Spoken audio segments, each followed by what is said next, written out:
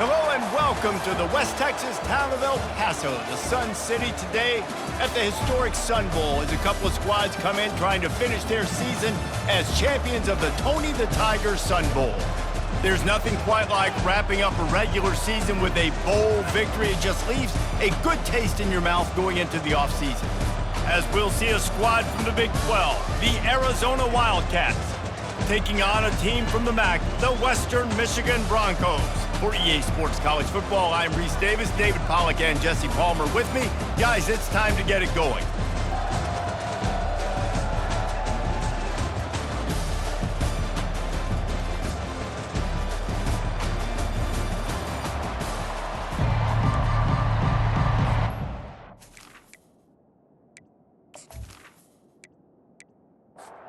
Kickoff team out there ready to tee it up and get this bowl game underway. And he takes this from inside the 5. He was hoping for something a little more dynamic, that they get him on the ground at the 20. So Western Michigan's offense will get the first crack at it here. And when you have a quarterback like this guy, the entire offense feeds off of him, David. Everybody feeds off of his energy, and the whole playbook's open because you can trust on him. He's dependable, Palmer. He's also one of those guys, if he gets in a good rhythm, watch out. This dude starts firing strikes. Dropping back, it's Wolf. Makes the grab on the left. Quick step and go. Finally run out of bounds, but he has this offense rolling with a first down. New set of downs after that completion. Quickly complete. Brought down at the 46, but he got 10 on the play.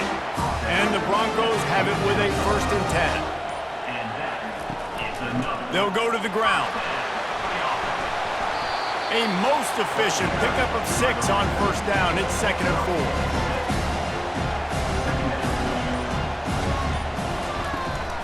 Out of the gun, the inside give. He is going nowhere. Stop at the line of scrimmage. They'll snap it from the 48 on 3rd and short. We've reached the end of the first quarter, and it has been a defensive battle, and the stats tell the tale so far.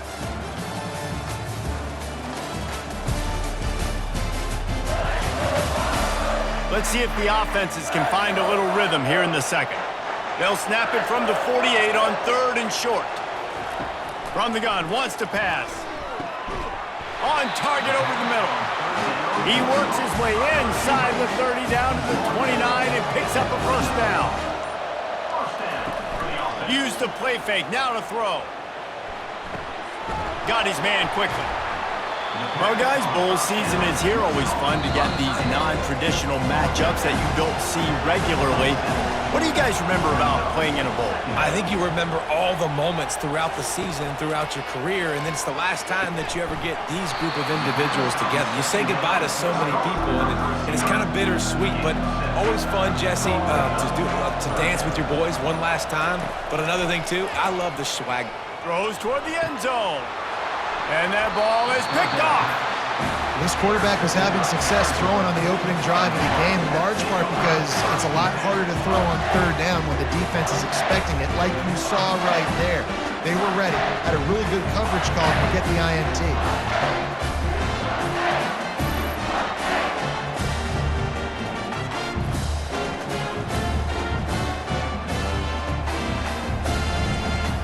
Line gets set, first down. Looking to move it through the air. Got it in the middle, it's Patterson. And a good job of coverage by that defense, just a short pickup. Here comes the offense on 2nd down. He's looking to throw. Spits it out to the back. Got a man. And they wrap him up, but not before he gets enough on the catch for the first down. The offense uses a timeout to stop the clock, and they'll get a quick breather. Going up top on first down. He's going to let one fly down the middle. It's complete. A huge pickup. The offense calls a timeout to stop the clock. Looking to go up top on first down. Pulls it in. It's Patterson. They make the stop, but not before they do their work up top and pick up a first down. The offense wastes no time getting the timeout call. He's going to pass. That pressure got to him, and he just had to chuck it out of bounds. Running out of time here in the first half, they're going to have to be efficient to put some points on the board before the break. Snagged on the outside, it's Burnett. And that defense doesn't allow a cutback, and they get him out of bounds after a short gain. On 3rd and long, he's going to have to throw for it. He's got him along the sidelines, and the foot is clearly down for the catch, and they'll move the chains. They'll throw it from the red zone. Didn't have much of a choice there, but to get rid of it. Final seconds of the first half, and they'll try to put up 3.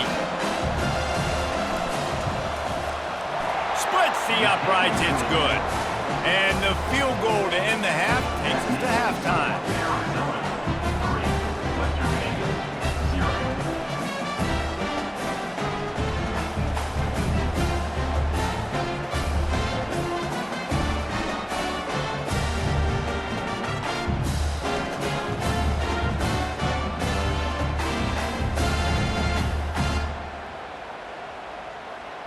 That's the end of the second quarter. That means it's time to join Kevin in our halftime update. Reese, very few venues provide a better stage than Sun Bowl Stadium as we bring you this first half update of the Sun Bowl from El Paso.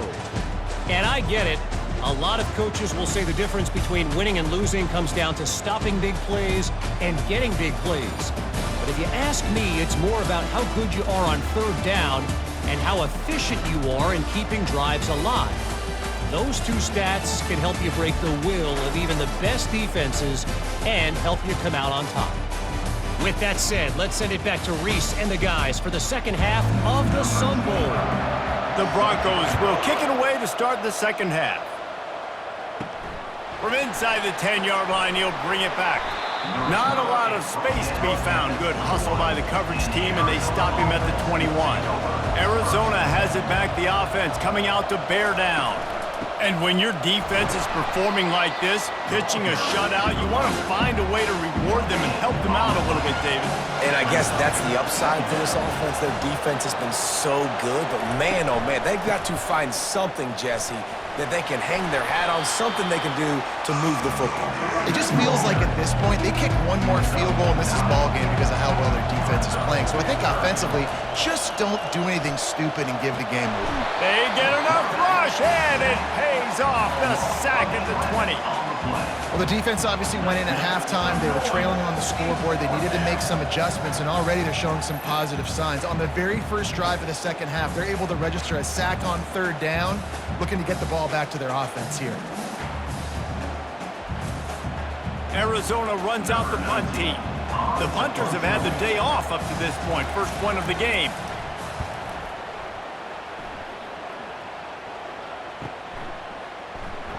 Dances away again. That nifty return sets up the offense and negates some of the yardage on the punt. Guys, we're about to get another look at this Western Michigan offense. The sledding has been tough. Scores have been at a premium, Jesse, and every possession seems like it could switch the momentum of the game. Yeah, Reese, for this offense, just feels like they just haven't been as physical. For this offensive coordinator, David, he's having to go deep into the playbook just to try to generate a first down. Well, and the good thing is there's not a ton of game pressure because the other side's not scoring either. But if you can find that one thing, get that one positive play, and then maybe you get those juices going and something can start to build. That's the end of the quarter, and Arizona has the lead here. They're sitting in a strong position here with the lead. Let's take a look at our game summary. When you're dealing with a deficit like this, it's all about somebody stepping up to make a play, and you might as well start here in the fourth quarter. He'll do it himself. He gets it oh so close to the first down marker, but I think he's going to be a touch short. On 4th down, going to the air. Makes a grab enough for the first. And they finally make the tackle, but this will be a pretty easy conversion for this offense. We've reached the 2-minute warning, and the defense needs to come up with a stop to close this thing out. Unloads to the wideout. Just a bit of a misfire there as they can't make the connection. The incomplete pass leaves them with second down. To throw, it's Wolf. Makes the grab. And they'll finally bring him down after he rips off a huge play. And the Broncos will line it up on 1st and 10. From the gun, they'll try to impose their will. A strong tackle and wrap-up from the junior. They'll use a timeout here. You have to be certain at this point in the game. Operating in the red zone here on 2nd down. He's looking to throw. Into the end zone. Had it in his hands for the score and let it fall to the turf. It'll be 3rd down. Boy, they'd love to move the sticks here and take a shot at it on 1st and goal. The give to the back.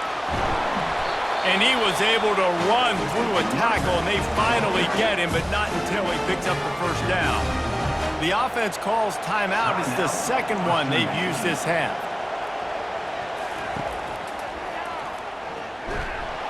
He's knocked down in the backfield. He'll lose a couple. Can the defense stop them again on 2nd and goal? Looking for the score. And it'll be intercepted in the end zone. And that just kind of caps off this day. It's been a day with not a lot of rhythm, not a lot of timing, not a lot of guys on the same page, and they work right there, and the quarterback throws an INT, and this one is not looking good.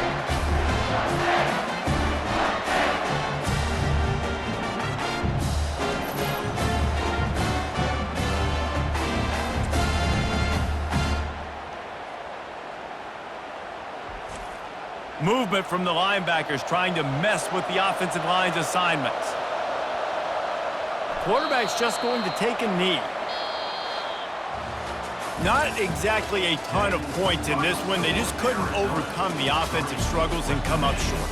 And that's a bad feeling when you're the offense because you see your defense time and time again getting stops, giving you the football back and giving you an opportunity. The offense, they just couldn't pull their own weight. I hear you. It's a bad feeling for the offense, but it really sucks for us as defense because we got to keep going back on the field time and time again with no offensive support. A lot of times the frustration will lead on the sidelines. You'll see people getting angry, but the offense has got to do a better job. That's going to do it for us. For Jesse Palmer,